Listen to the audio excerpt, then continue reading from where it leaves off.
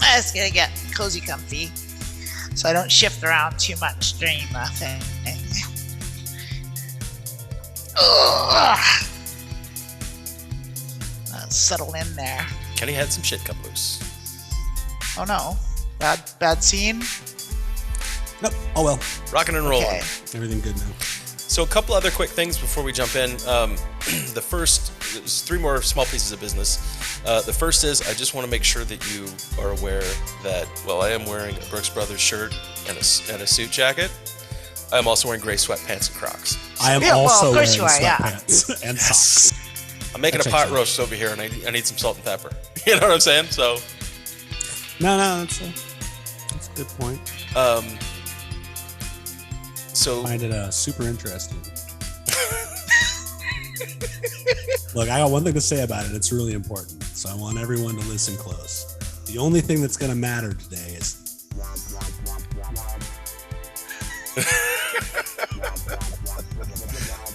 Exactly. Yeah.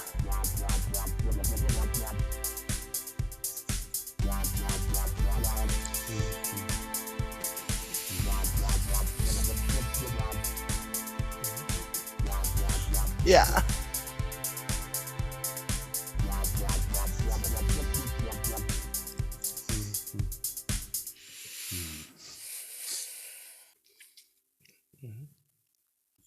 Yeah.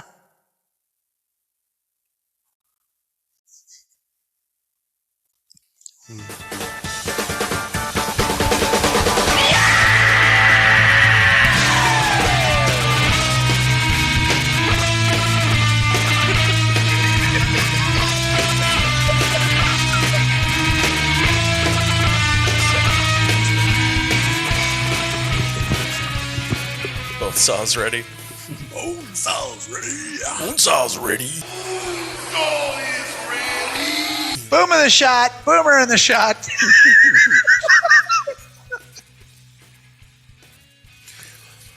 I'm cool with it. Yeah, bringing the mic into the fray at the last minute, just like it's coming in now. Yep. Just Bringing it in. Bringing it in right now. Sup? Reeling. All right. In 5, 4, 3, 2, 1, 0. Oh no! What happened now? I just kept counting. That seemed like it was a mistake. Not the preferred nomenclature, dude. Want to try again? Sure. That countdown really brought the room together. in 5, Nice, Marvin. 4, 3. Hey, everybody. We're back. It's Content Obscura. This is Ian. This is Wylie. Kenny! Hooray! Yay! Did you say it's Karma Obscura? Yes, it's Karma Obscura. I sure what I hope heard. not. I think I'll be we know honest. what we're getting. We will get what we deserve. Every decision I've ever made has been counting on it not being a thing. Why stop now? Yeah. Okay. All So right. we're back. Welcome to episode 2 of the new Content Obscura. Now with 100% more our faces. Yeah, we're here. Yeah. Okay. All right. So we got a bunch of stuff to talk about this week. I think we are cruising for a bruising because for like maybe the first time in the history of this podcast, we actually did some preparation work before we started recording. No, speak for yourself. And me. You can Homework. speak for me as well. Wiley didn't do it. I didn't do a lick of prep. Yeah. Speak for us, you and I. Fair. Yeah. Fair. So have y'all seen Have y'all seen these videos that have come out from the military of like UFOs? Oh, the squiggly triangles? The gimbal and go fast videos? Mm-hmm. I have, yeah. Yeah. Is this post or pre when the CIA literally came out and announced that, yeah, we've had aliens, we've been in contact with aliens the whole time? It's in the and neighborhood. no one cared. Yeah, this is what part of that. So one of those videos was definitely, I think it was the Pentagon that came out and said, Yeah, here's a video of an unidentified flying object. We don't know what it is. It moved weird. This is our pilot talking about it. We've had a couple of these for a while. Yeah. It doesn't mean there's aliens. It means that there's some shit we don't know what it is. There's a lot of really interesting stuff happening in that space on the governmental level. So Harry Reid passed away recently, former Senate Majority Leader. Yes, maybe. Does that sound correct? That sounds correct. Yeah, It sounds like it could be correct. sure. Majority Leader Harry Reid. It That also sounds right. Yeah. It could be made up. I don't know. Try some other things on Supreme Court Justice Harry Reid. That sounds right too. I don't know. New York Times columnist Harry Reid. That could be it. Yeah, that sounds that right. does track. Left-handed relief pitcher for the Padres, Harry Reid. Harry Reid. That's Yeah. it. Could be any of these. Yeah, I know. This is a real tough one. Oh, slow hand Reid. Stan did for Balky Bartakovas on Perfect Strangers. Harry Reid. No, That's that not who it doesn't is. track. That's not who it is. That's not that one. Not who it is. Fake news and Meepos. Yeah. Let's just say longstanding member of Congress, recently passed, but Okay. very, very powerful politically, and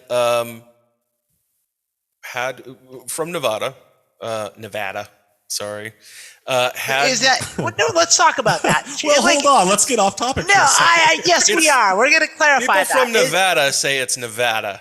Okay, that's what I was Everyone getting else at because thinks it's Nevada, but it's no, Nevada. everyone west of Nevada says that because you get east and everyone calls it Nevada. You know, if there's one thing Frank Sinatra would have called the whole thing off for, it would have been this: Nevada.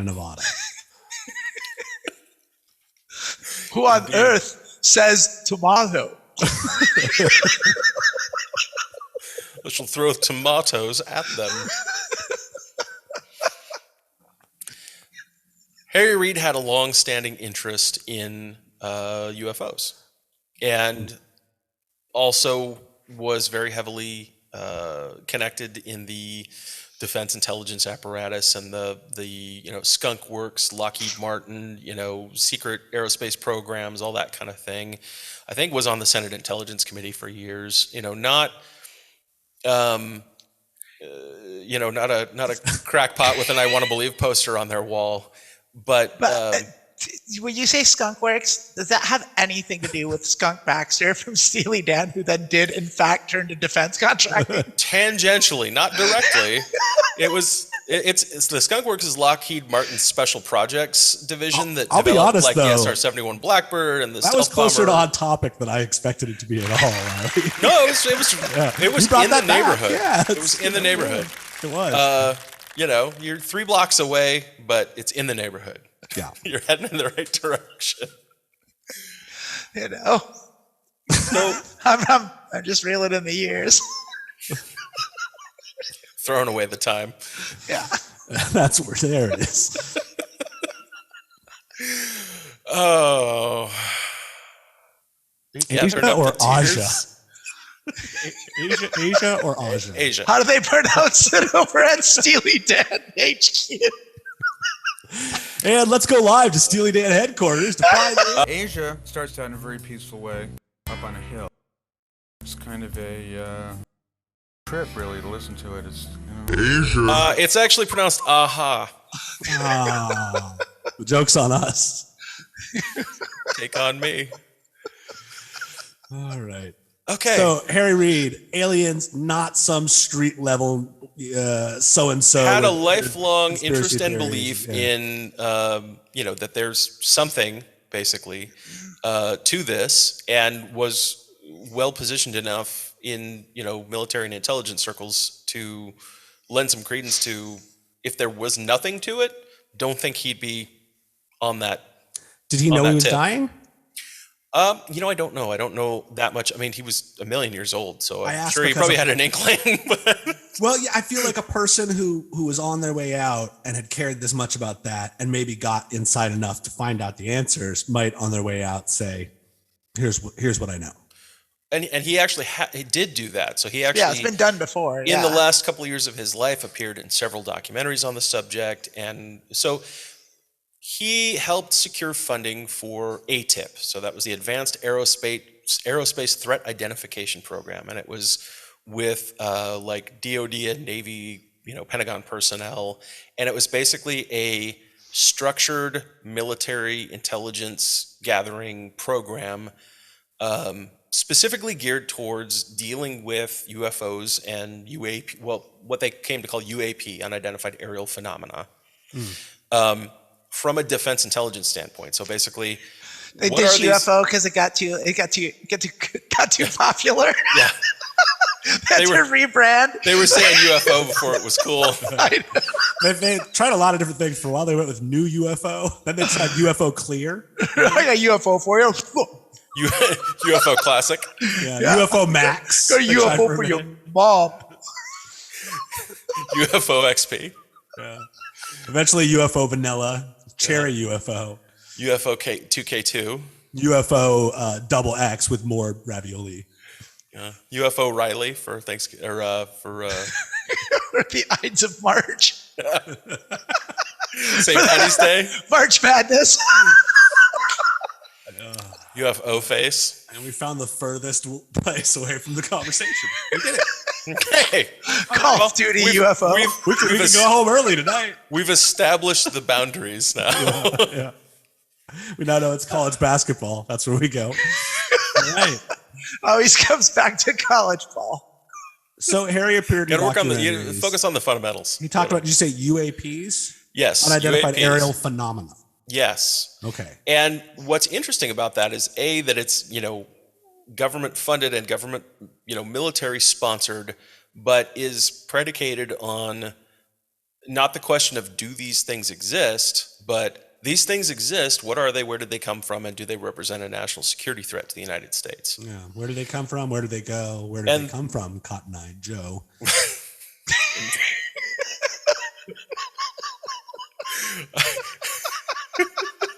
I feel like this sort of turned into show and tell hell. I was really trying to keep my face straight for that.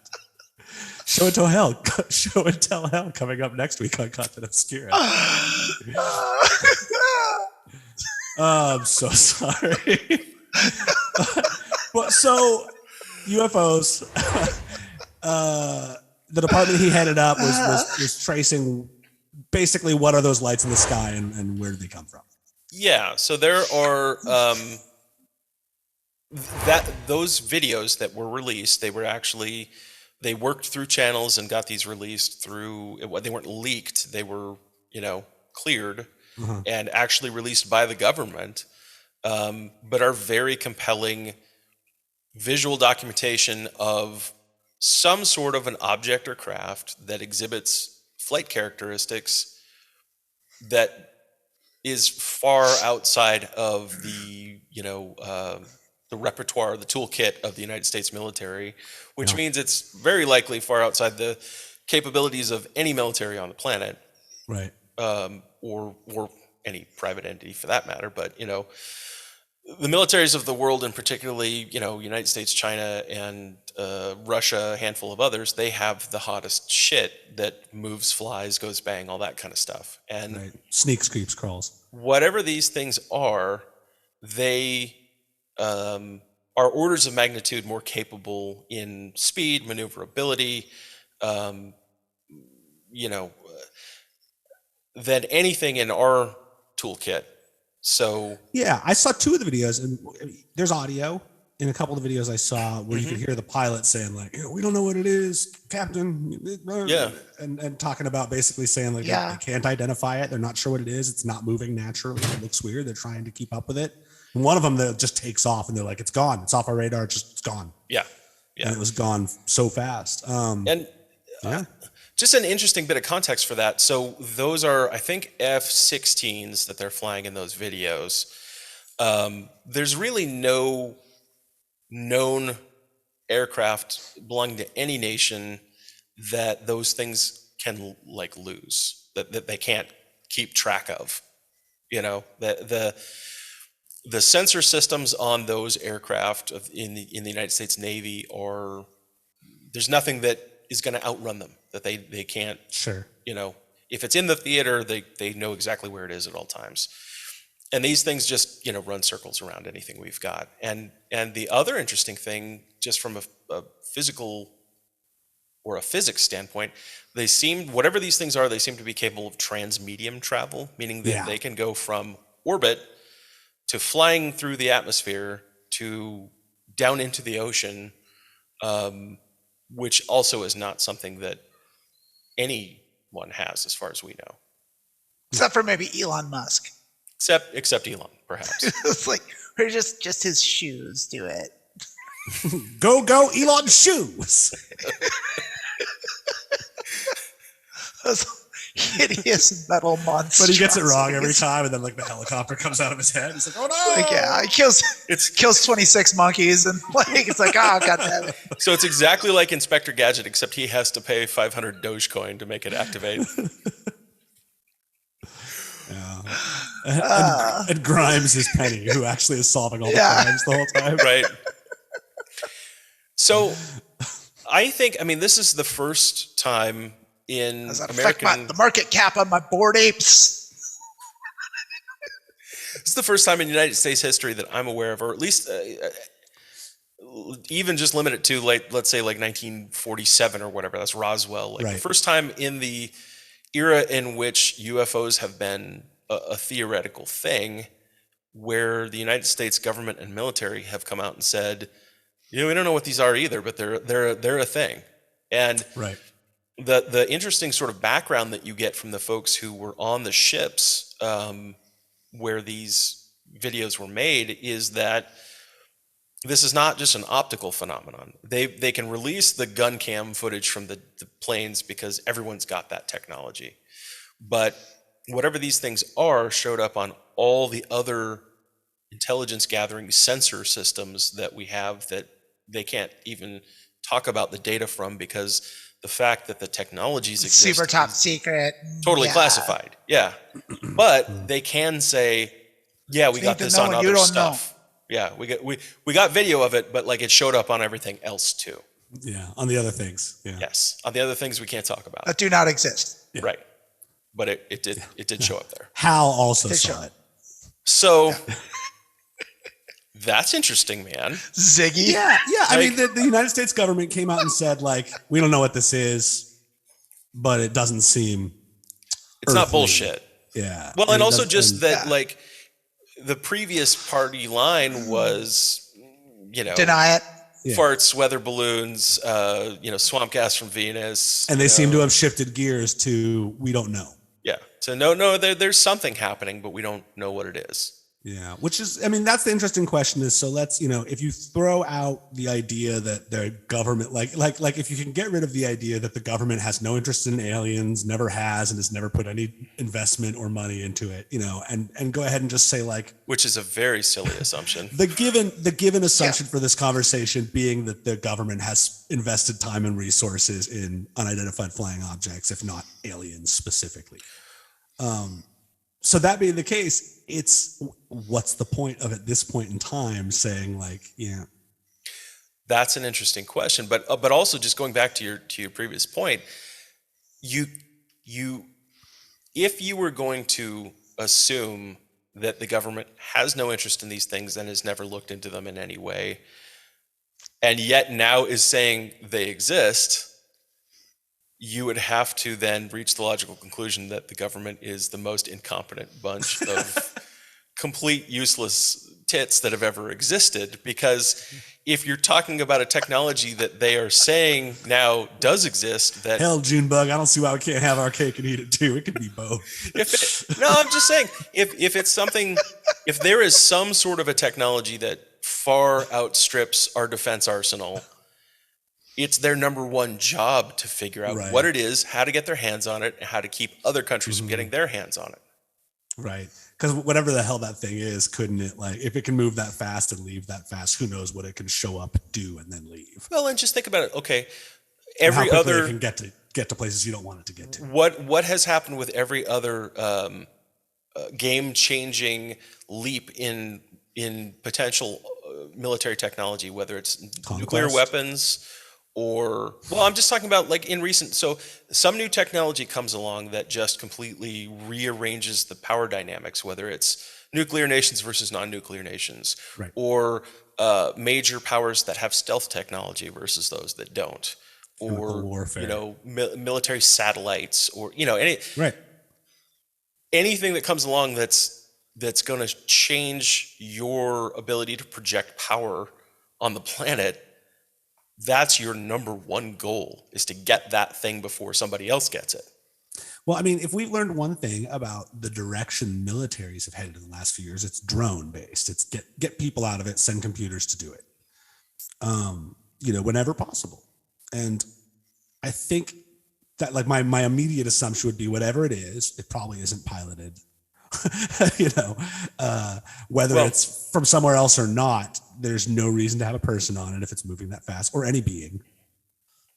I mean, you don't know that. No, I don't know that, but that's just the Yeah. first assumption that I would let the first with my mind goes is well, if it's, let's say we try to get to a place where we think this is an Earth-made machine. This is tech we don't know about yet, by another country, or the future, whatever thing you want to leap to. Yeah. Let's say it's Canada. it's human. It's just Canada. Let's say it's Sorry. human.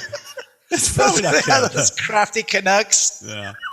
Canada is at Sir, 400 to we 1. control So your I say make for airspace now. Sorry about that.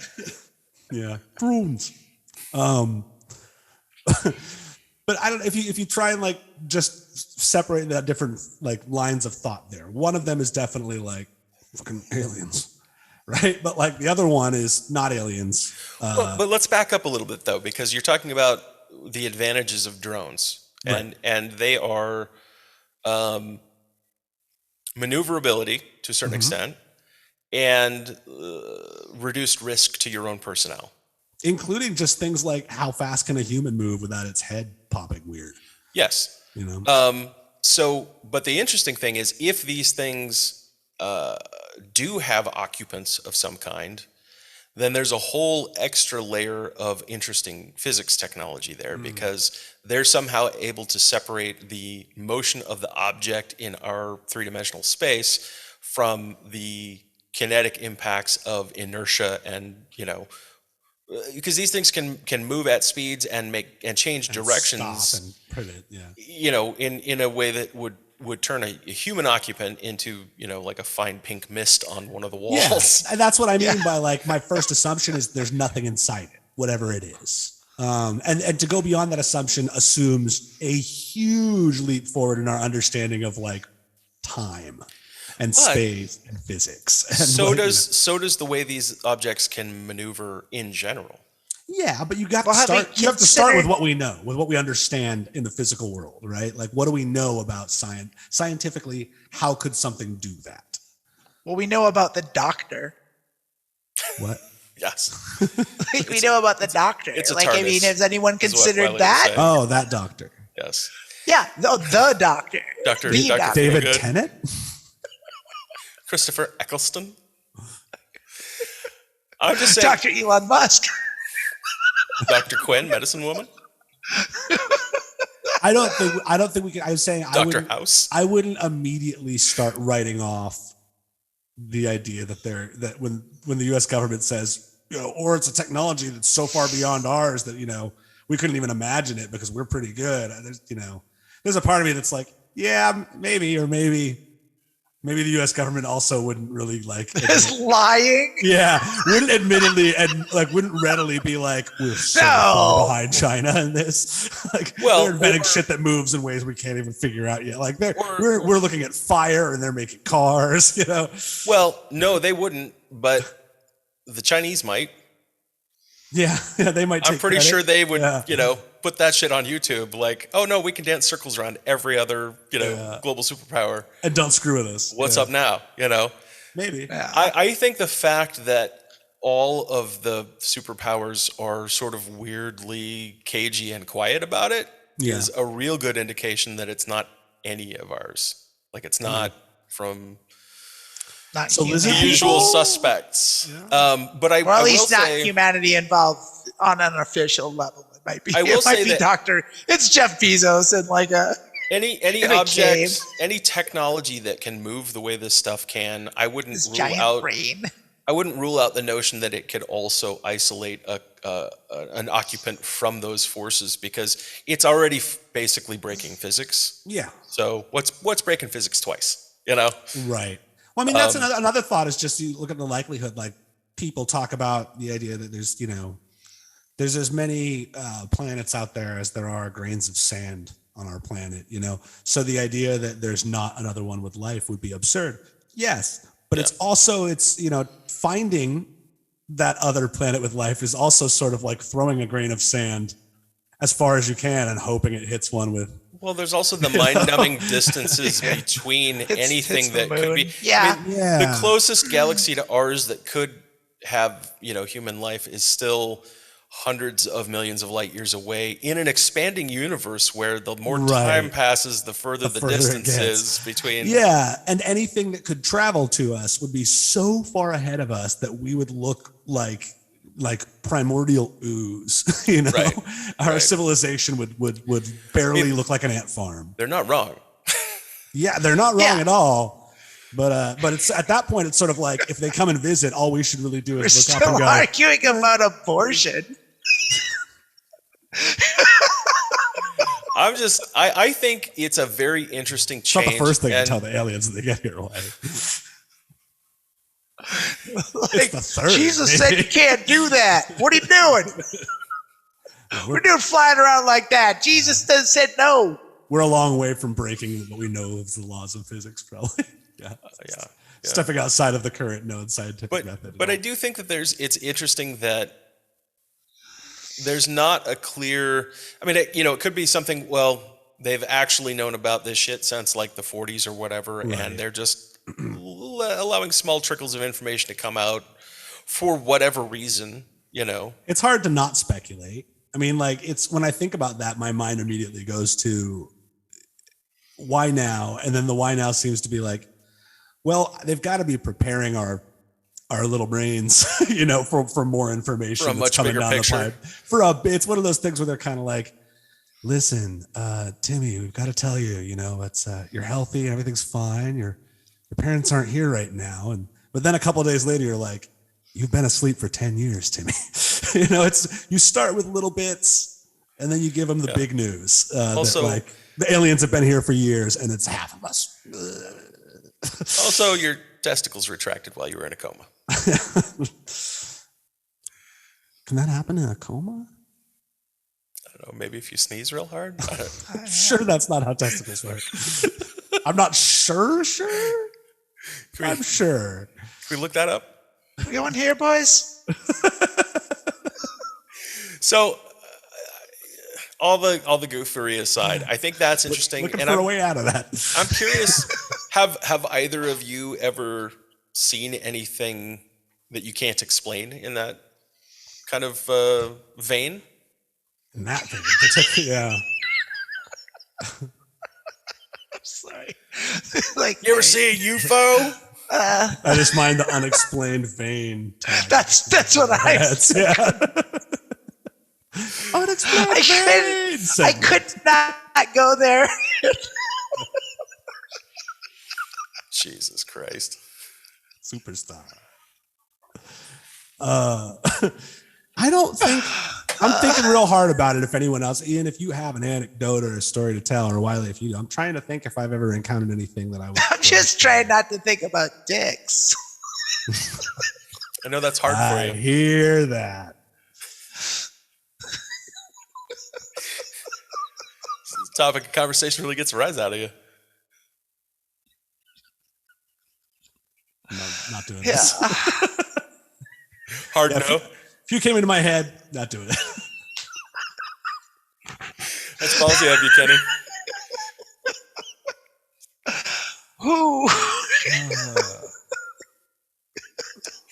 I don't think I've ever the long hard road we're going down here. I don't think I've ever had a moment. I doubt that. It's a long hard road. I don't think I've ever had a moment that I would consider like an extraterrestrial run-in or anything that I would have. I'm not talking about getting your but even anything. I don't think probed or anything. I've had a couple of times where I looked up at the sky and something moved across it, and I was like, "That's kind of weird looking." Probably a satellite. That's kind of more. That's about as far as I've ever had it for me. I've never even come that close. Like I've seen footage that friends have taken like with their phones. That's like I'm like ones removed from it. That's like the closest I've ever come. It was like someone I knew, like one of my sister's friends in France showed me something like on their phones. Like, I saw this. It's crazy. It's like that's the closest I've ever come. But I've never seen anything myself or lost time or anything like that. I had a close encounter. I assume anything that could actually travel far enough to get to us is going to be so far beyond my comprehension that I don't think I'd even know what to make of it. Right. It would probably just fuck up my head a bit and just confuse me about what time and space are, and then I wouldn't know what to do with the rest of my life. I don't really know what time it is. You know, unless they're going to make a way for me to live a couple thousand years. If I'm only going to be here for like it's 25 or 64, one of the two. If I'm going to live to be like, is that 80, Chicago time? I don't want to spend any of that time being that existentially confused if I don't have to.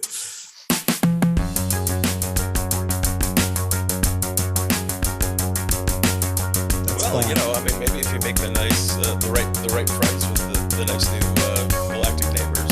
I intend to be very friendly. At least good manners. I, for one, welcome our galactic overlords. Exactly. That's what Right, I'm I was gonna say. I started this like with they're the weasel from the mummy. Yeah. It's like, I will do your bidding. I will, yes. Whatever. I'll betray all my friends. I was just thinking, Ken. I never liked my fellow humans anyway. That's me. I'm so quick to. I recognize a burning ship when I see one. And friends, this thing is going down. If someone shows up and they seem kind of mean, but they have a nicer boat, I'm gonna suddenly, Those rats there have an interesting idea. Yeah, exactly. I think they might be onto something. Yeah. This gets into the territory of like, you know, like if we're going to go like the extraterrestrial route, like that gets into the neck of the woods with like the argument between like, I forget, it was Carl Sagan and some, I forget who else it was, but Carl Sagan taking the point of view of an astrophysicist, and then whoever it was taking it was some biologist. Carl Weathers. Yeah, it was Dr. Carl Weathers. And so Apollo Creed. Yeah, Carl. Yeah, exactly. He's in fact, that is how they named the Apollo program. It wasn't named after. Right. Apollo Creed. Well, I mean, a famous biologist. Yeah, he's yes, famous. He's very good at getting a stew going. Sagan. So Sagan? Carl Sagan was taking the point of view that, like, you know, because, you know, there's, like you said, there's more planets than grains of sand on the planet, and it would be ludicrous to think that like of course there's gotta be like just the sheer law of probability, statistic probability, there has to be intelligent life out there, and then but then Carl Weathers taking the point of the biologist is like, well, here's the thing about that is like when you look at it from an evolutionary perspective, like actually like intelligence is a detriment to survivability, and any species that gets to the point where it could possibly do that kills itself off first. Yeah, they call that the great filter. Yeah. Well, and then, you know, that's just an interesting point of view, because like it's like, oh, both of those are interesting takes, but that's also very Earth-centric point of view to take from a biological perspective, because it's Earth biology, and like who knows if, you know, what's going on some other planet that has completely different biology or laws that we don't understand, you know, and so we're still like learning it's like what makes a livable place for an organism. Well, and we're also still learning how fungible or non-fungible the laws of physics in our neck of the wood are relative. And my tokens. Non-fungible physics. Non-fungible physics. But they're funging my tokens, Jerry. I love that for some reason that caused you to kill the last cat. Like it. Well, they got so angry she disappeared. She went down like that, turned down for what? All of it. It was a real disaster. Yeah. Wow. They got me. They got me. I'm a hit.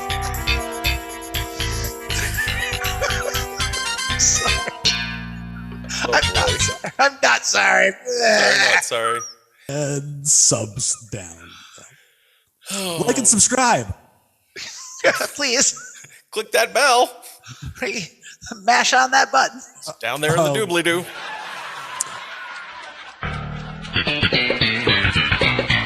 Well, this is going swimmingly.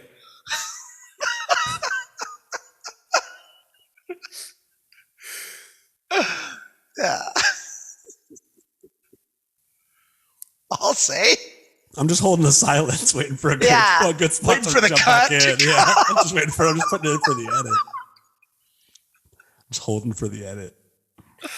Should movie theaters still be a thing? Oh, that's kind of touchy. You know, I feel both ways about it. I love seeing movies in movie theaters. I mean, I haven't been to a movie theater. Let's say years. Let's just set the stage for the context here, because obviously we're still dealing with the pandemic, and people may, for a very good reason, not feel comfortable with going to a movie theater with a bunch of other people. So let's just say some beautiful, indeterminate, hopefully near future where the pandemic is not really a consideration. Mm-hmm. Do movie theaters make a comeback? Do they survive? Are they still a thing? Should they be? Should they? Yeah. Oh, I think they absolutely should. I think they're a beautiful thing and they're a wonderful thing. The problem with them is not. Oh, I know you're never going to guess it. But the problem with them is actually just capitalism. It's one of those things. It's like pausing no for idea. Ian to cue up the. Yeah, who'd have thought it would go there?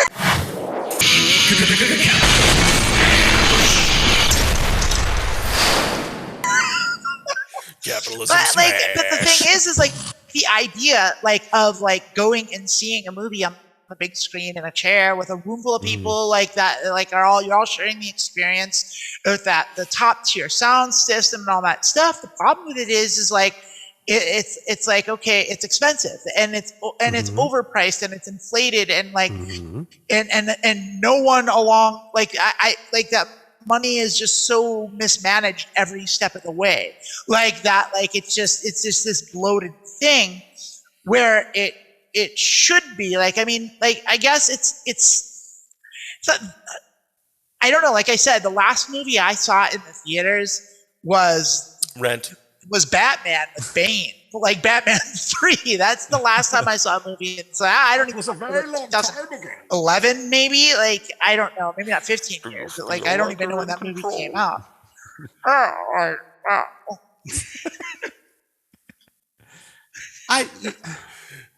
I mean, there's certainly there's a nostalgic element of seeing movies that has been part of all of our lives. I'm sure we grew up in an era where where movies weren't as readily available at home. We came of age in that era, and because of that, they were a really important thing. When we went and saw movies when we were kids, it was a new movie came out. If you went and saw it in the theater, you and other people who saw it in the theater were the only ones seeing that movie for 6 months at least, maybe a year or longer. Or forever in some cases. Before video rentals came out. Because I remember those days. Mm-hmm. Before or there even were when video some just stores, didn't go to video. Some just didn't release for video distribution. If you didn't see a movie in the theater, that was it. You didn't see the movie. Yeah, and it was out of the theaters and it was gone. And maybe it came back later, but when VHS first came out, they had it at the grocery store. But I mean, my kid there was Betamax and stuff. It was amazing because it was oh wow, I can see movies that I missed or couldn't go afford to see. And that's the same thing now, except it's on an exponential scale. It's I could go get out of bed, put pants on, and go to the movie theater and spend $20 to get into the movie, and then buy popcorn and soda, and then wait in line and find a seat, and I could do all that, or I could just turn on Netflix that's already paid for and free and watch it. It's not the same thing. What I was just going to say is that my kid is growing up in an era where that's so far removed from his experience with entertainment is so far removed from the way we grew up experiencing entertainment, where he can watch anything you know, pretty much whenever, and anything that exists we can find and rent or often find for free on some streaming service that we subscribe to, or on demand somewhere, and it's just there. And so you know, the idea of combining that with a decent sized television and good speakers, and it's sort of like, what does a movie theater mean to someone, you know, even stepping outside of pandemic times? What does a movie theater mean to someone who's growing up in an era where television and film are so readily available? I feel like it's a little bit like, so the way that we interact with any art, there's an intentionality to it that can exist, and in some cases needs to exist to really experience it the way it should be. So there's a whole difference in the experience of watching, let's just pick some, you know, classic 20th century, Revenge of the Nerds. But, you know, like seeing Close Encounters of the Third Kind on a big screen in a theater full of other people with a massive sound system is a very different experience than watching it even on a big TV at home with like a decent sound system that has a little subwoofer, which is also a very different experience than watching it on your phone, on an iPad or on your phone on an airplane with commercial breaks. People do. Sure. That's the thing, is people are watching their movies on their phones and stuff, and that's I'm sure if I was making Dune right now, David Lynch went on a tirade don't watch this about on your it. phone. I have friends that make short he was movies just angry. say, It was like it's sacrilegious, and like many filmmakers, producers like of that era have gone on. It'd be the equivalent of recording an album and then having someone play it in their sync. Right. Is it the optimal situation to be listening to Dark Side of the Moon on like a little pill Bluetooth speaker or some in a shitty crowded earbuds? room? Yeah. Right. Yeah. On earbuds turned way up. Yeah. Just sitting on a table. Yeah. It's. Thank you I hope you liked my song. May you notice all the subtle nuance of the art that I spent the last 3 years making on your phone. So it's, you know, there's sort of a flattening of the importance of popular media and culture that happens when everything is just content. It's hot and cold running media, you know, and it's all of equal size, value, volume, importance, accessibility. Yeah. I think you lose, there's something lost there when somebody's artistic vision isn't presented in the way that they intended when they, I mean, the how art is displayed, like the Mona Lisa on, you know, a cocktail napkin is not the same thing as the Mona Lisa on the wall in the Louvre. The Louvre. Louvre. It's the same counterpoint graphical content, more or less, but the presentation and the medium is the message. You know, and that's true in certain scenarios, but counterpoint to that. So like I remember like when when MP3s were new, and like about 20 years ago in the early aughts, when there was a new thing, and like they hadn't figured out the compression rate yet to get them to actually sound good, and they sounded kind of pretty bad, kind of tinny, and phones were new too, and like it was like that early aughts digital revolution, baby steps kind of stuff, and Björk was relevant at that point, and she had put out Selma songs or something or whatever it was that came out in the early aughts, and someone had went up to her and told her like, hey, just so you know, like people are listening to your album on these shitty phones and they sound really bad, and she's like, oh no, we'll have to make music that sounds good on those phones. So the next album that she did is she changed her methodology to suit the medium that was at large. So that's one way to look at it. Now you taking that and juxtapose that against someone like David Lynch, and I'm not bagging on David Lynch or whomever's complaining about people who don't go to the theaters and they're watching things on their phone. It's their fault. They're the problem. It's like, I think that's whatever, unfair. old He man. just Like came it's out like with a whole pack of Blue Velvet ringtones.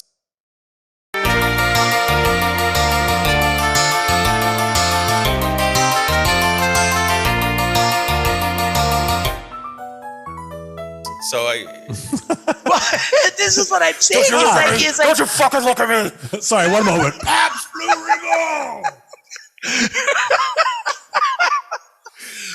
But what I'm saying is, it's like when you juxtapose those points of view, it's like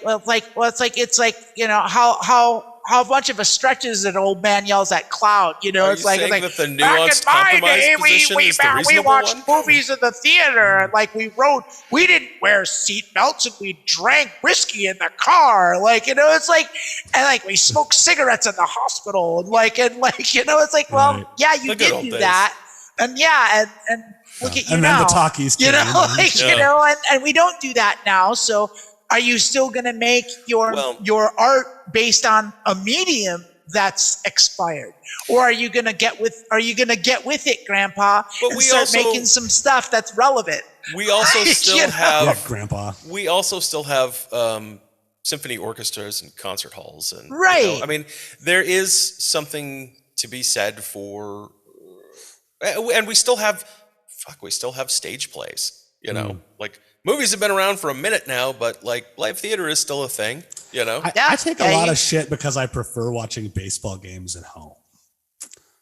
And I think wonder that's if there's fine. a comparison there, though. Like, if I don't want to deal with the crowds and the parking and concessions, I can eat cheaper food that I like better, sitting in my underwear on my couch and watch it on a big screen. And I get the commentators broadcast, you know, too, and I get to hear the. I kind of feel the same. You way get the about camera live shots music where these you can days. actually see what's going on, and there's not a post in front of you, and like. Yeah. But here's the question: is that to say that you wouldn't enjoy yourself going to a Mariners game or something? Like you would never do it enjoy again? going to those games, but you know what? I enjoy it less than I enjoy watching a game at home. Often. But you would do it like it's its own. Yeah, See, I'm the opposite as an because- infrequent, rare thing to go do once or twice a year. I have friends who still go to baseball games, 20 times a year, get season tickets. Yeah, season tickets and all They that. really yeah. love going to games whenever you can go to, especially when the team's bad and you get like $10 seats any weeknight. You just go as a thing to do.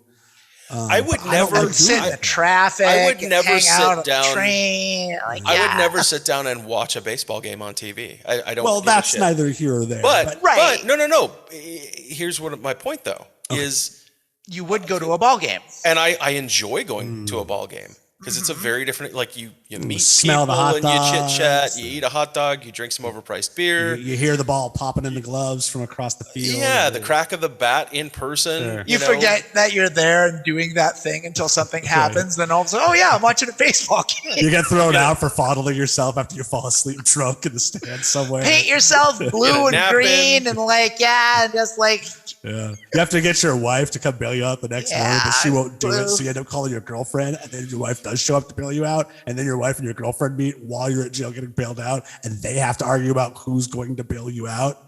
That's awfully you specific. look like a rainbow clown, like a rainbow clown wig to your head, and you hold up a sign that says like John. Kenny had an 3:16. interesting week. I just don't go to a lot of baseball games anymore. Fair. Is that football? Did I describe football? Get mixed up. Nailed it. Yeah. That's the Super Bowl. So- That's what you do at the Super Bowl. To say this though, Movie I theaters. want to bring it back to that because I have sort of a counterpoint to what I said, which is that I Kenny love going to the arguing movies. with himself. I love going to the movies. Like, and it's not a thing I do very often, but I have some of my very favorite entertainment memories are going to a movie theater on a premiere night at midnight to see a Lord of the Rings movie or a Star Wars movie.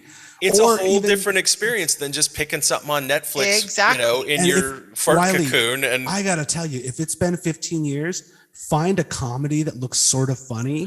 Go I was gonna see go a comedy there. I in a was movie gonna theater go and there. It's like, laugh yeah, the with comedy other is what I people. miss. Is like being in a room full of people laughing. A room full of things. 100 strangers Yeah. just cracking up at the same jokes. is It's a great. Yeah, it's great. feeling. Yeah. there's But an I'm- energy to it. Yeah, That's, maybe in the after times. Like Yeah, during- yeah, we're not in headed the there. We're during headed. Let's say we're times. headed. Yeah, Yeah. like I know that's like a. so I, speaking I, of, and I will it like oh, I know. I didn't like intentionally avoid the movies for 10 years. It was like it's just kind of worked out that way, and then COVID. And it's like, oh, okay. So we're all like, on the yeah. same page that movie Yeah. theaters Same thing have with the something going dentist. for it.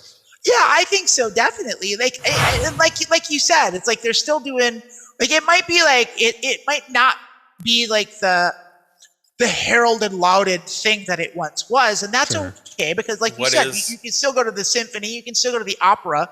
I mean, they still do book readings, you know, like book signings and stuff like that. Like, I mean, there's all sorts of art you can. The shift in technology has taken the piss out of any of the stuffed shirt aspects of any of these art forms. I mean, whether it's rock stars or people giving a shit about award ceremonies or, you know. But do movie theaters then go the way of the bookstore? Like, are we talking about every mom and pop thing is gone? All we have left is Barnes and Noble. All we have left is the Megaplex. You're not going to get that nice little downtown, you know, 4-screen, 7-screen theater that you probably can go to. I mean, I don't know. I can't speak to that. But you see, this again, like I said, and I don't hate to do it. Like, this is not a problem with the art form. This is a problem with capitalism. Like, this is like, because everything has to like constantly be making profit at all times, no matter what. You can't just have a thing that's cool. Like, and like without like, you know, without billionaire philanthropy, like, you know, and like, and this is why we can't have unprofitable things. Yeah, exactly. And that's what I'm saying. It's like, and I know it might sound like a broken record coming from old Commie Wylie, but like, you know, it's like, you know, I didn't know that you knew we called you old Commie Wylie. Yeah. I like to think of you as new Commie Wylie. Oh, yeah. That's nicer. That's nicer. Yeah. Yeah. New young Commie. Young up and coming Commie Wylie. Yeah. Up and Commie. Yeah. Commie coming.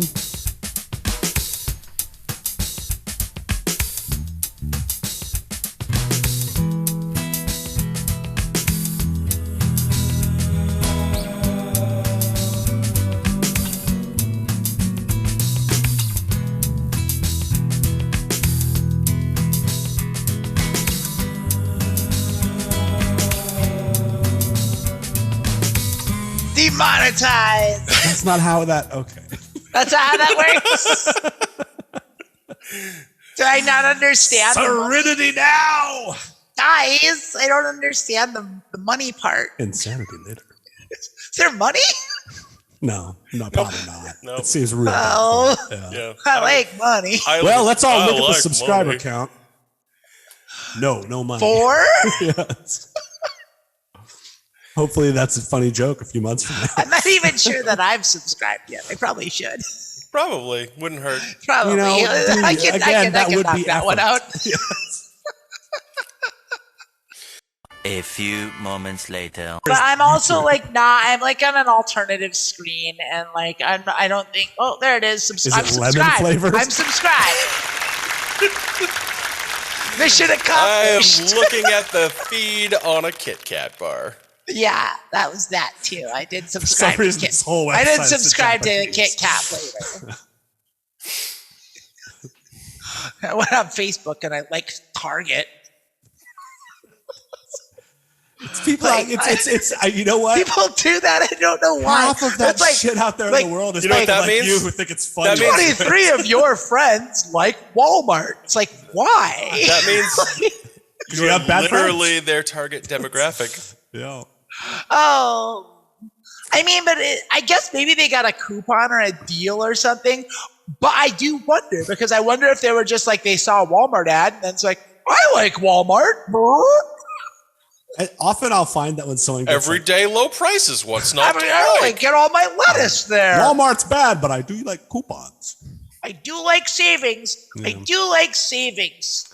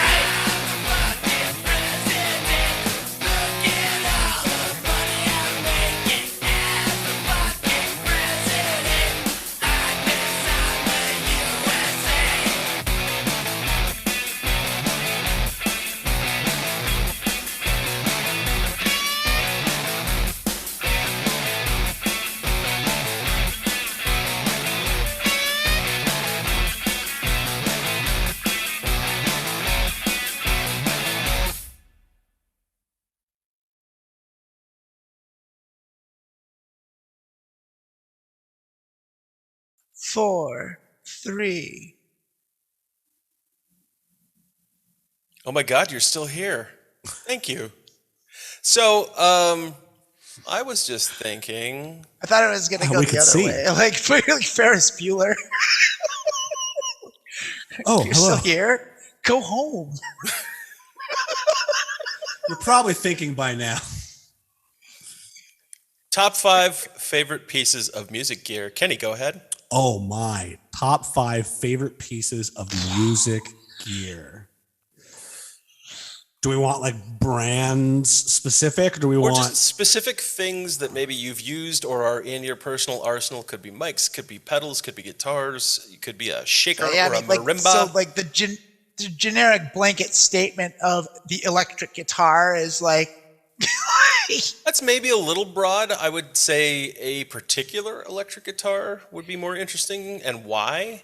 But I'm just not limiting it to a specific instrument or musical instrument. yeah. I'm gonna begin with coming in at number 5 hot. I'm gonna say a stand-up piano, an upright piano. Is one of my favorite pieces of music equipment. I think any house that can fit one should have an upright piano somewhere in it, which is something I'm working on. I need an upright piano in my home. Yeah, fair enough. You can actually get them relatively you can find a inexpensively. used, totally decent piano. The trick is But you have getting to it put work moved. in. Getting it moved and then tuning it. I saw a gorgeous baby grand for free on Craigslist recently.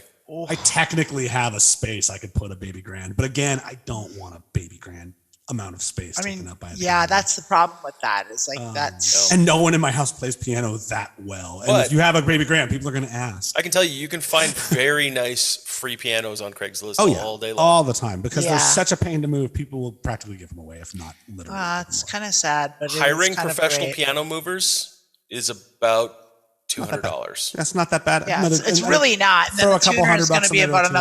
another That's who I used when I $200. had my jukebox moved the first Yeah. when I brought it home. Makes you know? sense. So I'm going to say number 5 is going to be the upright piano for me. Yeah. I'm going to say number 4. I'm going to go with what I like is a nice 410 combo amp. I like a good 410 combo amp as something utilitarian to have. I think it's going to cover most of your bases for the sounds you want. I'm assuming tube, not solid Yeah, state. if you can get a good like a basement or something.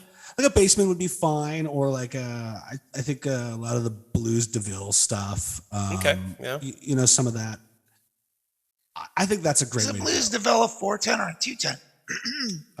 The Blues DeVilles are 410s. The Deluxes are 2. Okay. There's a version of the DeVille that's also a 212, but Yeah. Maybe that's what I was thinking.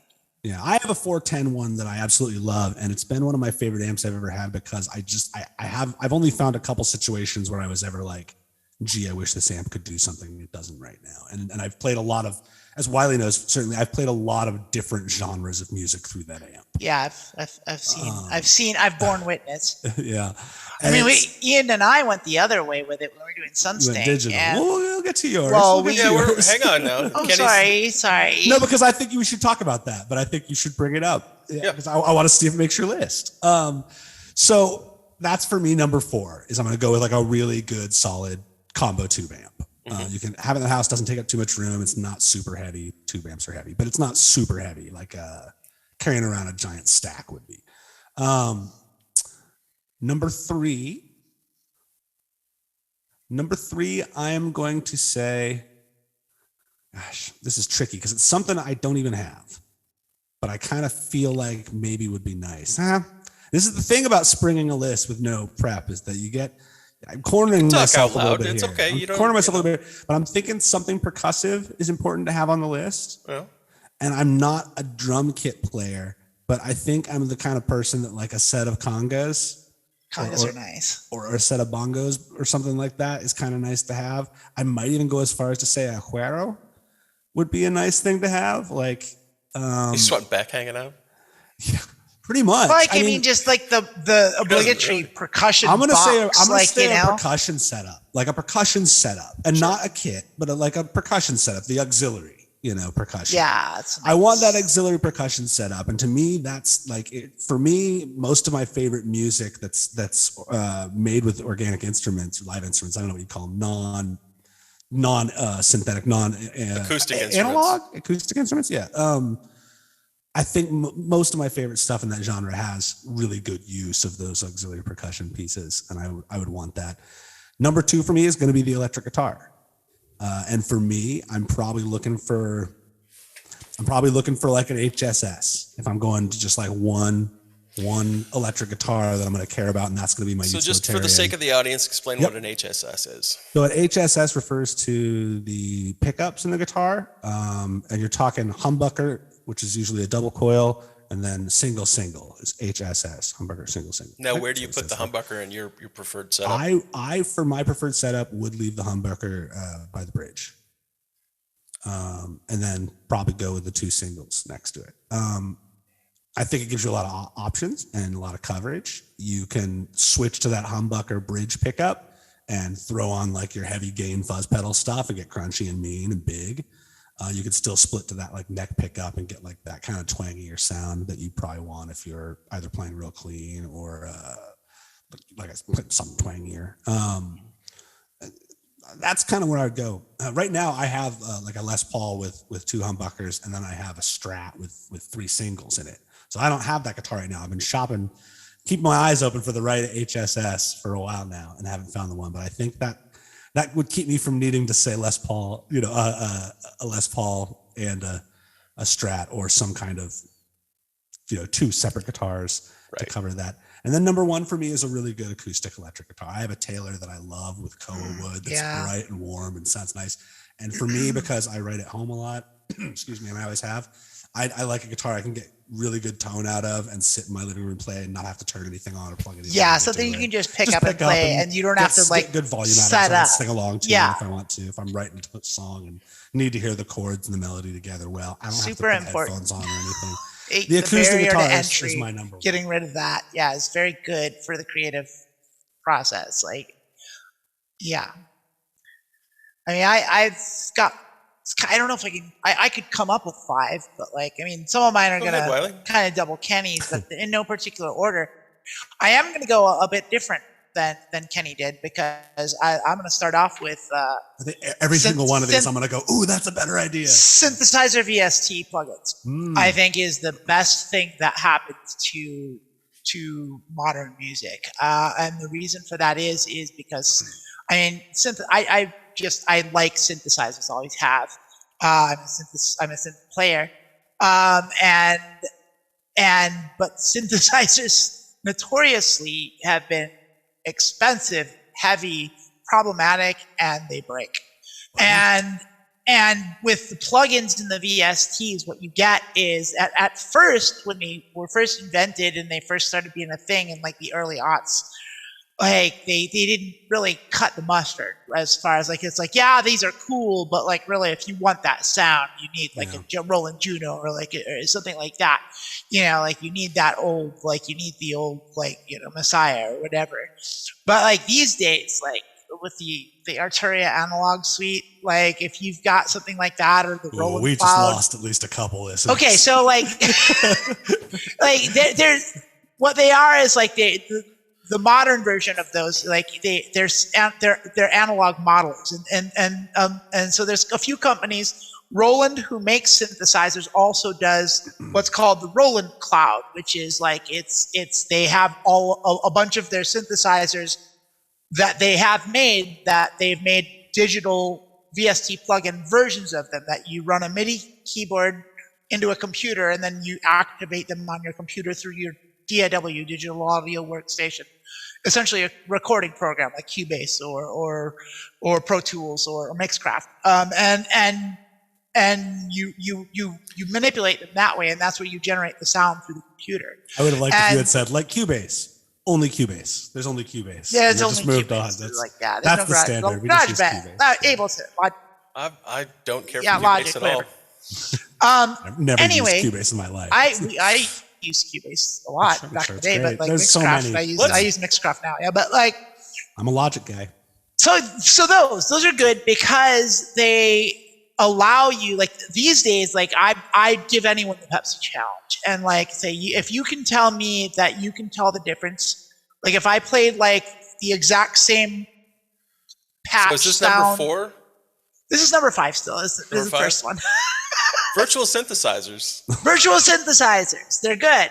And then I gotta say, like, that's the other thing is like, I'm just gonna kind of go comparatively here because like you went to the amp as like and you went to a 412, so you went to a big amp. I want a piece of gear. I want a piece of gear. And I get it, and I'm kind of like I'm phasing the amp out.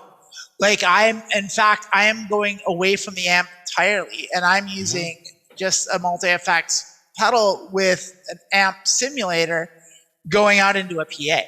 Is that how many instruments is that? I guess how many pieces of gear? If you include the PA and we're not including the cables, I'm assuming. So that would be 3. What about the electric guitar, pedal, PA, speakers? I mean, so All 4, I guess, if you want to go that way. But like, I mean, Yeah, and there's no computer involved in the. Okay, so you're talking. Yeah, I hear that's you. not computer. It's a piece of hardware. Routing through It's hardware, Okay, but okay. like I'm bypassing the amp altogether. Like the Line because- 6 M13 or the Helix, or there's a bunch of I know what you're guitar talking and amp. about now. Okay. Well, I just effects thought modelers. about it like in touring and stuff, and the last time I went on tour was probably about like 2013, maybe. It's been a while, but like after a while, like it's like I started thinking this back then, and it was just like every club you go to, every club you play, we were never a large, popular, successful band, so like.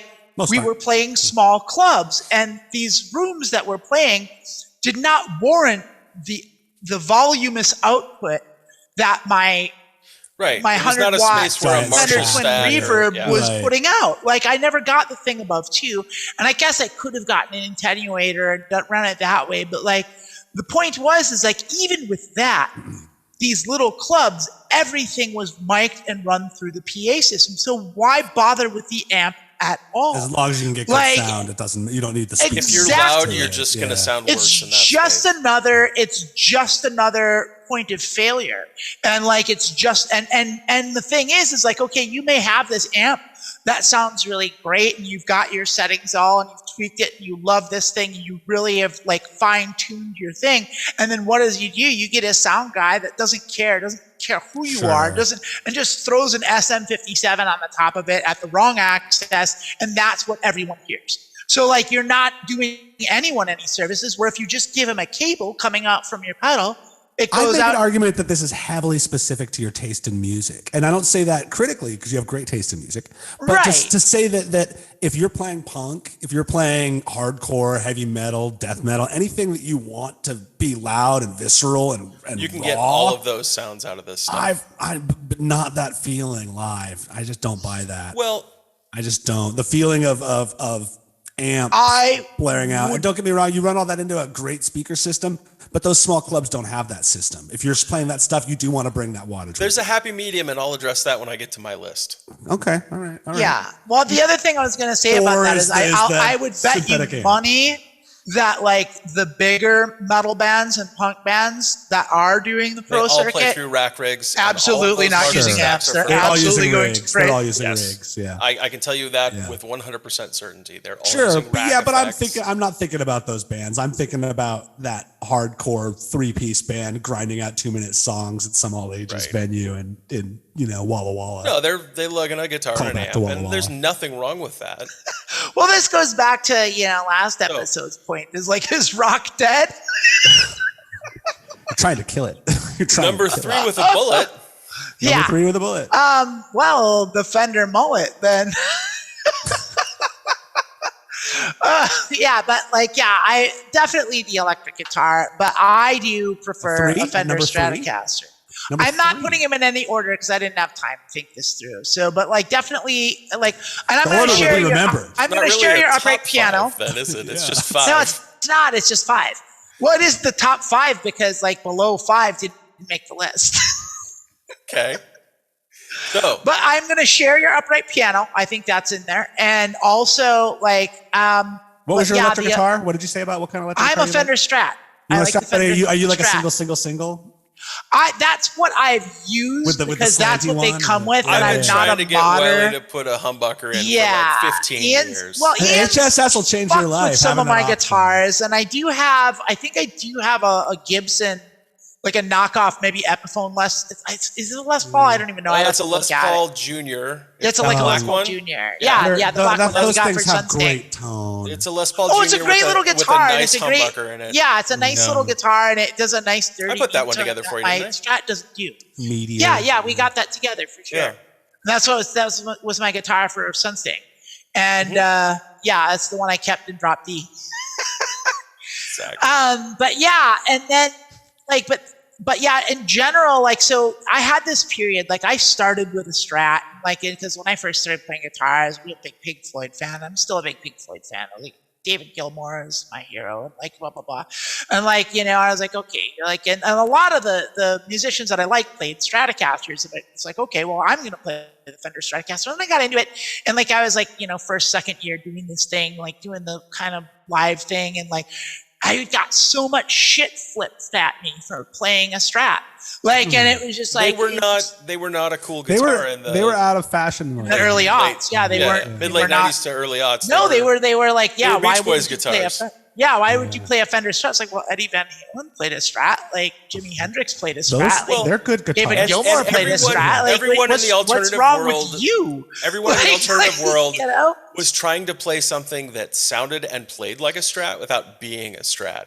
Right, I know. Mustang or a all Jaguar. did that, and so I got. It was such a pose kind of some a thing. garbage. It was a pose, but I succumbed to it, and I was like, because I had like a cheap like knockoff like Squire Strat, like I had outgrown it, and I was like, okay, it's time to get a real guitar, and like I had saved up money, have our first, and I'm gonna actually play this in front of people at a show, maybe, and right. Like, I mean, I was playing the Squire in front of people, but like, I was like, time to level up. I'm serious about my musician's career, my whatever. First professional guitar, and like I am gonna go real. Which could be a really nice Squire, right? Yeah. And so I was like, I tried all of the guitars I could find, and I tried Telecaster, I tried the Les Paul, and I tried the Gibson SG, and I tried the. We'd like to apologize to the Guitar Center employees. Gretsch, and like I just was all over. I tried the Jacksons, the Ibanez, like all of the guitars. I tried, and just nothing gave me what I wanted. And every time I picked up a Strat, it was just like, yeah, no, this is it. This is it. I don't know why I'm messing with the thing that works, because this does everything I'm looking for. This does. And so that's what I ended up doing. And I ended up getting just I went on the Fender custom shop website, and I designed my Stratocaster, and it was going to cost I've always wanted to do that. It was going to cost like something like $1,400 back in 2003. $3,000 today. Yeah. And I was about to just go for it. And my bass player at the time was like, hold off on that. I want to take you to this store. And he took me up to this music store in Tacoma. I don't remember what it was called, but we went there, and I looked around, and they had the exact thing that I had designed, like two specs, like the locking nuts and the maple fretboard and everything. Before you tell us the price, let Ian and I both guess the price. Okay. And then see who gets closest. Well, the only thing go ahead and tell us wasn't about the same was it was a slightly different color than I would have picked, because I wanted like a red sunburst, but it was a green sunburst. Okay. Is this guitar made in America? Yes, it's American Fender Strat. It's 1991. American Fender Strat. Okay. So it was used. American Fender Strat used. 2003, you said? 2003. 2003. You got a guess? I got a guess. Go ahead. I'd love to hear it. Price is right this. I'm going to go $799. Ian. $850. $550. Ooh, and they gave me a custom case. We both went over. That went over. Price is Right rules were done. Steal, even for that. I know. That's steal. still my guitar. Yeah. I still have that guitar. It's sitting right over there. It's a great guitar. It served me well, but it's okay. I think we got. I'm also going to share Kenny's propensity for percussions. I love a good box. I love the percussion box. The cuero, the shaker, the cajon. the all the things that you just Nice gotta pair of like. cajones. Yeah, you pull the canastas. You know, like there's a canasta, or a Costanza. George Canesta. Yes. But like, yeah, I like the percussion box. Like, it's nice to have. I mean, when we were doing the Talking Heads thing, Talking Heads cover stuff, like when we had auxiliary Nice percussion, to have a whole percussion section in your band. I didn't want to ever go back. I didn't want to ever go back Game after that. changer, Like, it was like, this makes everything better. Fills the whole medium up with It's just, sound. yeah, it's just so much better. Like, but then, you know, there's a problem with scheduling and getting and trying to get eight or nine people trying to get 8 agree people about onto a what kind of stage shit and they like, want to do. yeah, or just to like, who wants to play there's weddings, no who money. doesn't. Yeah. So half that band was like, let's play every weekend because we get paid really well for this, and if we did a lot, we'd actually make a living at it. Yeah. Half the band was like, I do not want to do this unless it's on a nice big stage at a fun packed show where everyone's dancing. I'm not interested in playing corporate events, weddings, and all that shit. And I was like, I don't think we can get people to continually watch the Talking Heads songs for that much money every weekend. Right. We might be able to figure it out during wedding season, but that's a specific wedding crowd too. Rhythm and percussion instruments. Yeah, I think So that's. we're at I think that's 4. fake synths, fake amp, electric guitar, upright, percussion. Okay. I guess that's 5. Yeah, That's 5? yeah. All right. Fake amp. Yeah. This makes sense to me that you don't need an acoustic instrument involved in that. I actually would have Other than the acoustic upright, the guitar upright, on there, is it? but like that's 6. You know, that's the obligatory. Yeah. But I mean, it Honorary might mention. outdo the fake amp actually. Like, you know, it's like, but like, I mean, it's so, to me, it's so brazenly obvious, but it does need to be said. Like, yeah, an acoustic guitar, you need it. It's what I've You have played to have most of my songs on. If I yeah, think it's of like it, how 'cause I've not written every live, song. But yeah, when I'm at Like, home, yeah. I play more than I do Yeah, when I'm on stage. That's Exactly. hilarious to me because I have actually never written a guitar, a song on an acoustic. That doesn't shock me even a little bit. No, not at all.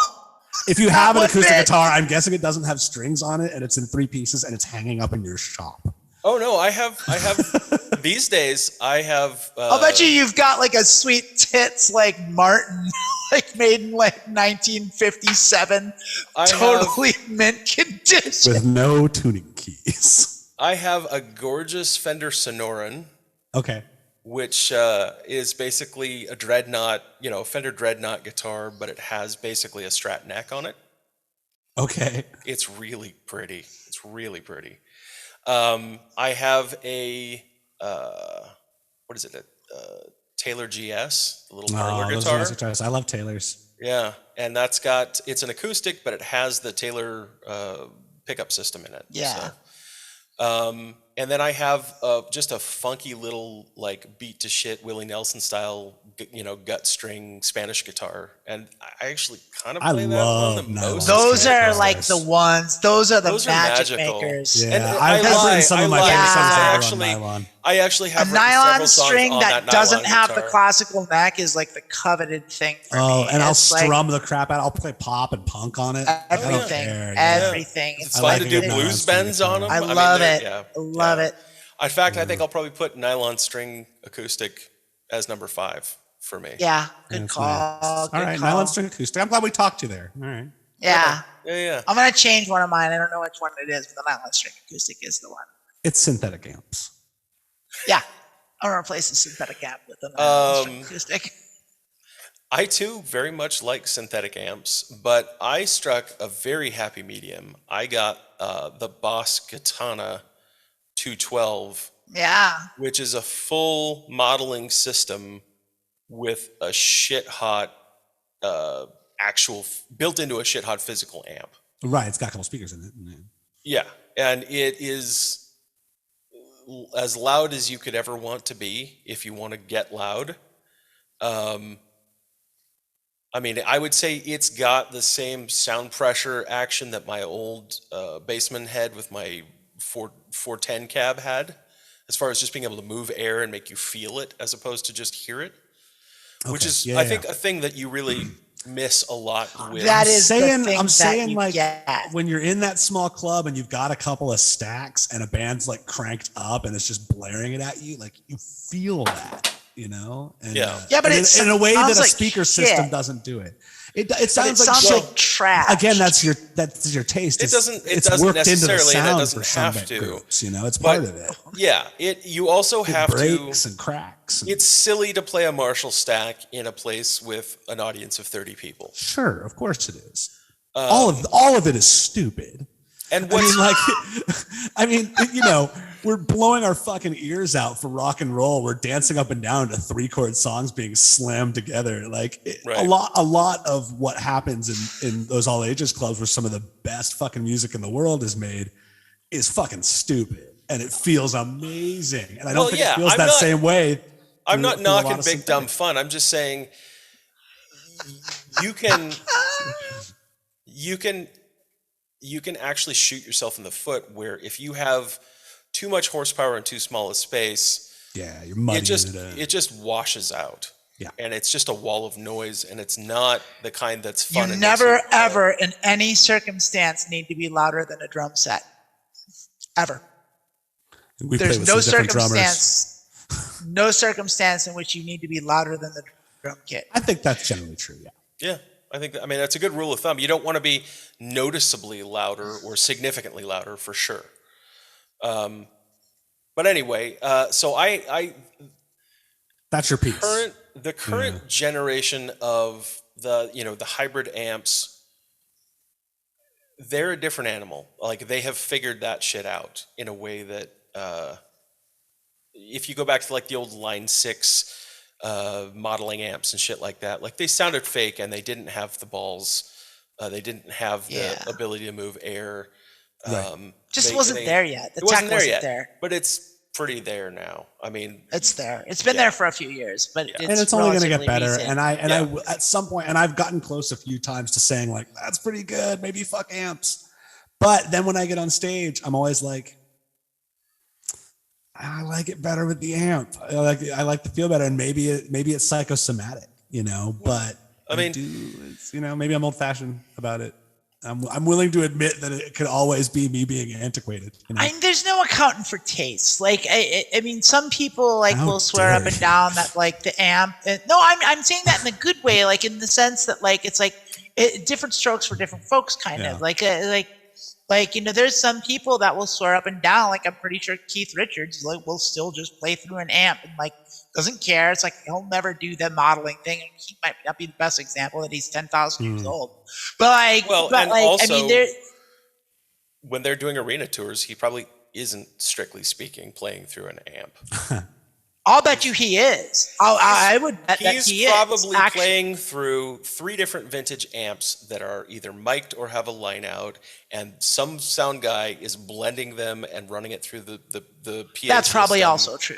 But backstage, along with a whole slew of rack effects that do really, really subtle shit, because he's not like, you know, a big... Because he's Keith Richards. But like, there's a song where he needs a specific slapback echo. 1950. You know. Yeah. But I just getting back to I want to get through my list here. So we can... so, nylon string guitar, good modeling amp. Mm-hmm. Number 3 would be electric guitar. I mean, and I am also partial to Fenders. I've owned Les Pauls. I've owned a couple of SGs. I like them, but they just don't feel right in my hands or up against my body. They have hard edges. The proportions That's my problem with the Les. Weird. One of my problems with the Les Paul. The Gibsons in general, like they're neck heavy, so they want to dive on you quite a bit. They do want to dive on you. The Strat just feels like it's meant to be there. You know, it's.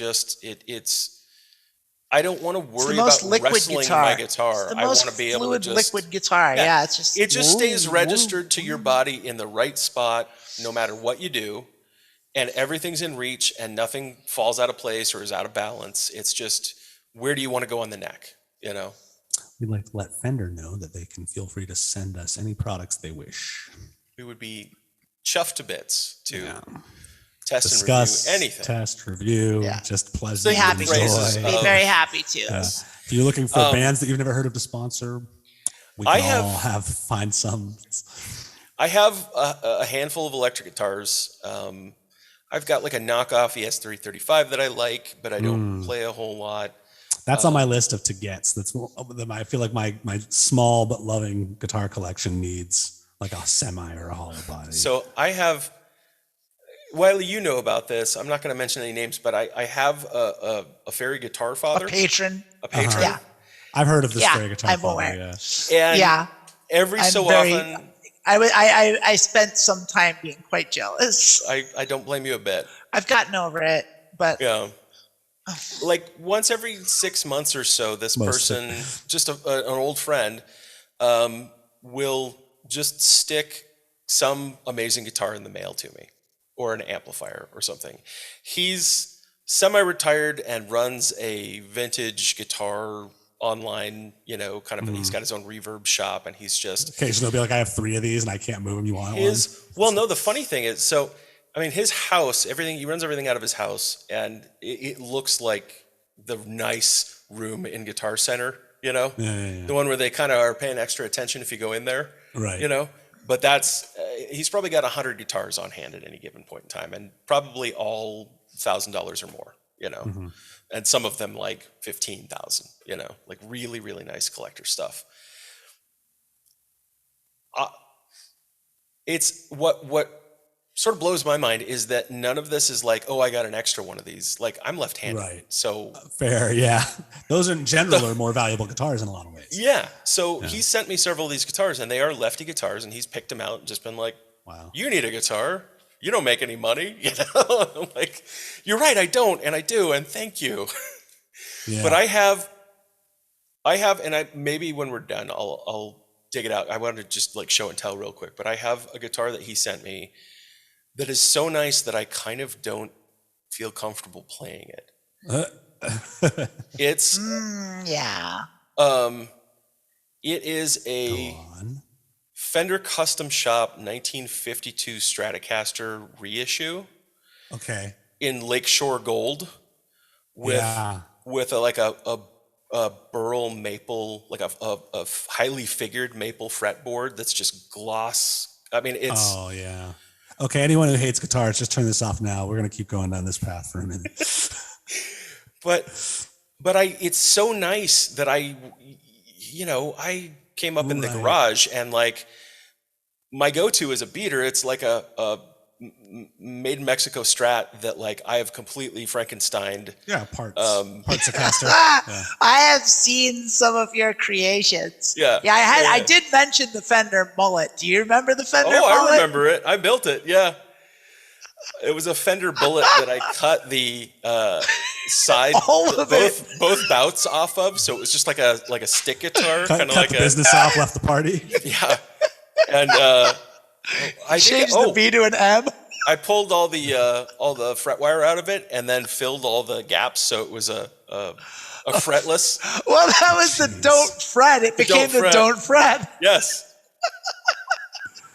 Okay, hold on. Okay. So that guitar sounds beautiful. Yes. But it was hilarious. My point was, the guitar that I want to pick up and play the most is the first kind of nice guitar I ever got myself, which was like a 96 made in Mexico Strat that I have completely bastardized. Yeah, and it's an HSS setup. It has no volume or tone controls at all. Yeah, why do you need them? Yeah. I have a volume pedal that I use if I want to, it literally, all it has is the 5-way pickup selector, and that's it. I just stripped everything out of the signal path. So straightforward. Yeah. There was a guy, I can't remember, I think he's a known guitarist. I've seen him on YouTube. But there is a guy who his guitar that he plays all the time is like a parts junker that he made or customed, and he has a P90 in the bridge pickup. Oh, cool. And then he pulled the other pickup out entirely and replaced it with a tiny little Wolverine action figure. That just fucking sits in there, and now he's been known for, he has a bunch of different guitars that if he's popped like little different action figures into and shit. Oh, that's So delightful. he's like, I just need this fucking Bridge P90. That's the only pickup I want. So I just, he's like, I found if I don't put something in there, it sounds weird. I don't like the tone as much. So I needed to shove something in there. And these little guys are just the right size. So I just popped them in there. And he's like, it sounded so great that now I have to find the right little action figures for the right guitar. and then it became a problem because like Gibson or Fender or someone hit him up and was like, we want to do a like signature guitar for you. What do you want to work with our custom shop on like the so-and-so signature guitar? And he was like, yeah, but there's IP attached to all my guitars. Like they all have like a little fucking Batman or something. Have to make a deal with Marvel. Like, yeah, you can't just do that. So we have to find, so they made a little tiny action figure of him that they shoved in the fucking adorable neck pickup of his guitars. So it'll be appropriate. Like, do you think like the Zack Snyder signature guitar? Do you think back in the day, like he had to make a deal with the U.S. military to use the Vietnam camo? I think you're thinking of Zach Wilde. Yeah, that's what I mean. I was like, Zack Snyder, the movie director. I don't know if he plays. Okay. The one that, he made the movie in 4:3 in honor of when Papa John claimed to eat 40 pizzas in 30 days. So you're an HSS fan. Okay. Number two, a good sounding microphone. Oh, yeah. I was thinking about that too. Yeah. And they come in a lot of different flavors. Okay. Do you want to get specific about it? You want to go condenser? You want to go? I think Omni? probably in the basement studio. I think you need a large diaphragm condenser. Yeah, you can even get by with like a medium diaphragm. Like the sort of the GT66s of the world or whatever. Yeah. But I do think a condenser mic is the most versatile for like trying to make an album. Right. They're obviously very limited in their functionality in any sort of a live setting, at least without they're a bad scene live. A robust audio system and good engineering. A talented engineer. Yeah. There's a reason that every venue you really like has a 58 feedback, and a 57, and that's it. Yeah. Yeah. I might, if I was gonna go Mike, I might have gone for just like a 58. Beta 58 or even, I mean, honestly, you can make a great sounding record with just an SF57. Just a 57 is all you need. It's just, I have never gotten good results with an SM57. Everyone swears up and down that they are like the best mic, the most utility, and I don't like them. Like I have not found a scenario ever once where I thought it was the best tool for the job. I feel like it's like a charcoal pencil, like unless, and I don't say this because I know shit, but I feel like it's like a charcoal pencil in that like I always see artists going like, oh yeah, I use these cool charcoal pencils to do all my drawings. And then I try and draw with a charcoal pencil and it's just like a big mess. Well, because it's a tool I don't know how to use at all. I feel like an SM57 is like a tool. Like it has to be used with some precision. But that's not true because I've seen people throw them up all over the place. Like they use them everywhere. The 57 is most useful in a recording circumstance that you didn't really encounter a lot, Wylie, which is what a 57 is good for is two things. It's good for off-axis rejection, so really only picking up what it's pointed directly at. Right. And dealing with very high sound pressure levels without distortion. So if you want to pop one on top of a hi-hat, or the sizzle of a hi-hat, or stick it just right up against the cone of an amp, it'll take and not hear anything else. Yes, it'll take it. It'll sound good. But you didn't play in bands that like you never had a loud drummer. I never turned up to 11. No, and you also didn't do a lot of studio recording. You did a lot of fantastic recording, but a lot of it was done in home studios that were like. A lot fantastic. Of it. Yeah, it was really well. We did work in a studio and he did use a 57, but you weren't recording what Kenny I think is getting at is you weren't recording in a space where you could crank it up to 11 even if that was your stylistic choice.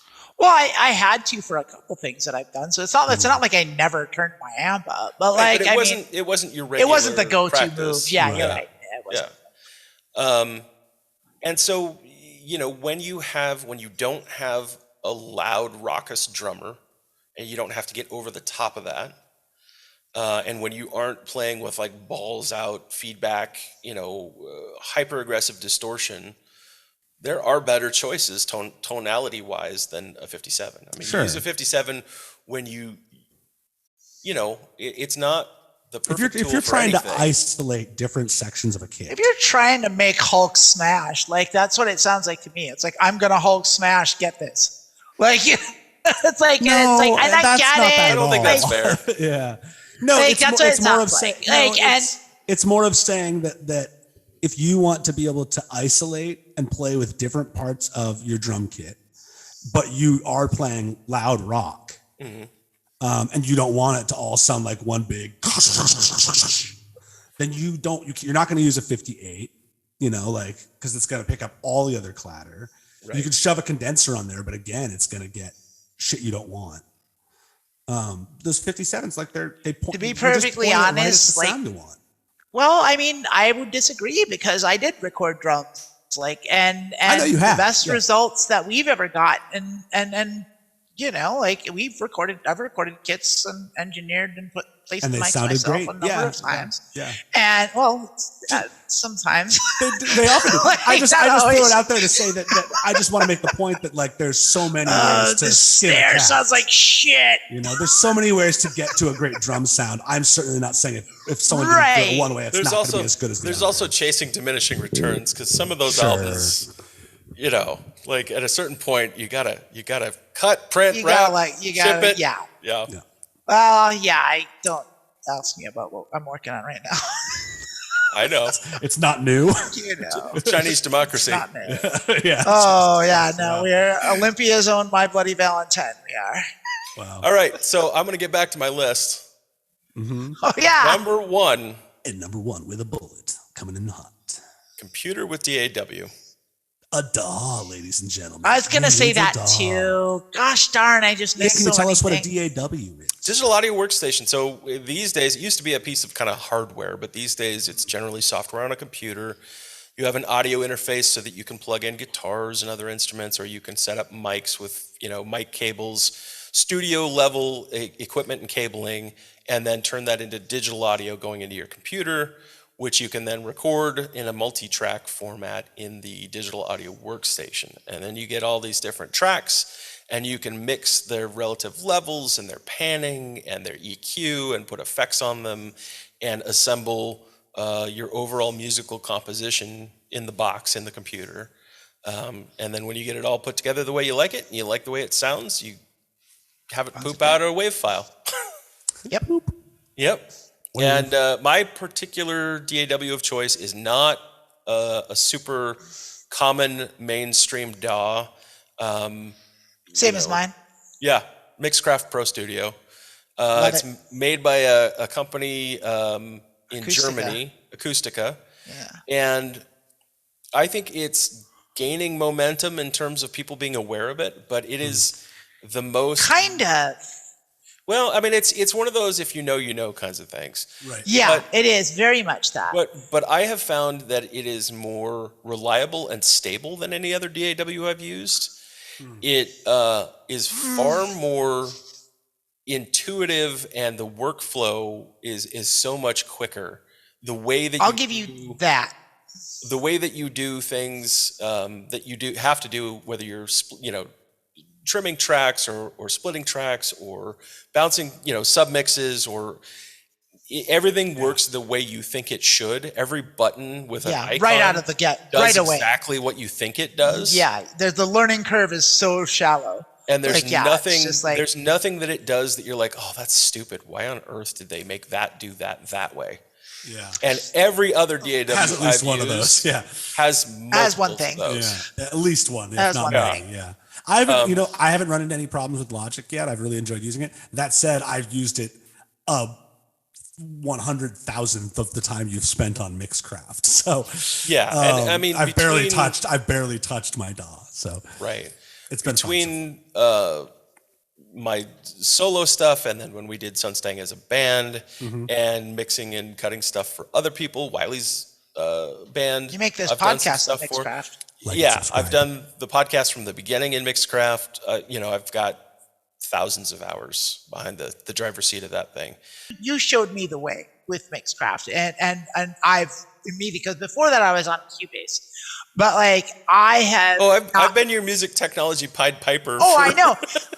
Yeah, I'm gonna go ahead and just say that. Like, I know probably like as far I fancy myself a pretty tech savvy musician because of, but it's only because of you. These are the things that you've shown me. Like, if I hadn't had you like pushing me towards modernization, like I would have been in the Stone Age with the rest of the rockers. Like, I mean, who's to say? Like, maybe I would have. Like, maybe I would have, meandered into the future through the portal by my own stumbling. But who's to say what would have happened in the past? Right. Things differently. That's absurd. But what I can say is that like using Mixcraft, like even the fact that I feel like it's gaining momentum, like you said, kind of, sort of. I think that's because we've been using it as long as we haven't. We are very familiar with it, and then we're in the forums, and so we hear about that stuff. Well, I just think if it wasn't, whenever it would have gone under at this point. Well, I think I gauge it by this. Right. Every time I buy a piece of gear, like when you buy a piece of gear and then you register it, like whenever you register it, they ask you that, which DAW do you use? And they give you a list of like 25, 30 DAWs, and it's never on there. You still have to hit other. It's always other. Mixcraft is other. Yeah. And it's never listed on any piece of gear I have ever bought ever. That is I have actually seen it on a couple of things recently, and I was surprised because my experience was previously the same. But in the last year or two, I have seen it show up like at the bottom of the options of. Well, it's like it comes with Melodyne, and like Melodyne's huge. Like everyone uses Melodyne. Well, and they're like partnered with Melodyne, so it's like maybe they're because they're both German. Maybe they might know each other. But I have to think. I mean, I started off on Mixcraft 5 or whatever, and it's like version 9 now, and I think 10's coming soon. Yeah, that would make sense. That would come after 9. Oh shit! But it's been around long enough that I have to figure if it wasn't growing or at least doing well,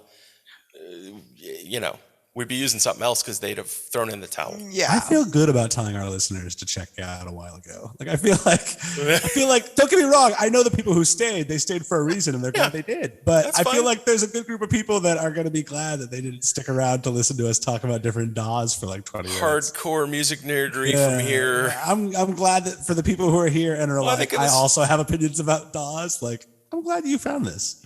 Yeah. Yeah. I guess, should someone tweet at us or something? I don't know. Send us your hate mail. Let us know in the comments whether or not you have ever used Mixcraft, or if there's a DAW you particularly. Or if you've ever heard of it. Yeah, sure. Well, I think we went a little far down the technical rabbit hole, but what the hell? The digital rabbit hole. We're having conversations about funsies, stuff that we're into, and there's dozens of nerds out there somewhere who are going to be, super stoked about it. So, it's good. Yeah. It wasn't boring, not for me. Had a fine old time. Yeah. Well, I think this has been a lovely conversation, and we probably ought to put a button on this one. And I'd like to say a quick peace out. I want to do a quick plug before I go. Anyone that wants, if you want to watch me play video games on Twitch, I am the famous gamer girl, and you can find me on Twitch whenever I decide. I tried to do something with some regularity and it didn't work. I'm a Gen Xer that doesn't care, but I am on there. You go online. We'll put a link or more information like right about here, I'm thinking. Thanks. Yeah.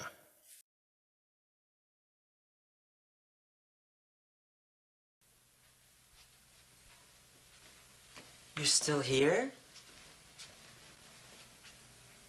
It's over.